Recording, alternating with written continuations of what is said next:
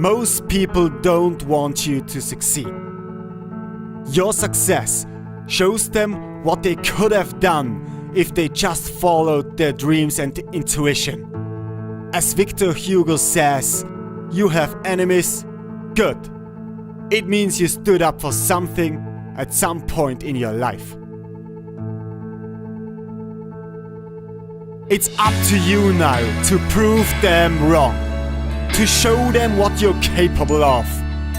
It's your time to shine now. And try to pass your light on to others. Don't hate your enemies, embrace them, because they will push you forward to a point where you can no longer turn back. Don't fight them, do not even talk to them. Only surround yourself with people who encourage you to follow your dream. Only spend your time with people that brings value into your life. You cannot make 1 billion friends without a few enemies, as it's titled in the Facebook movie. Stop talking about your plans and take massive action. Words are worthless when it comes to success. And then you prove all your enemies wrong with your results.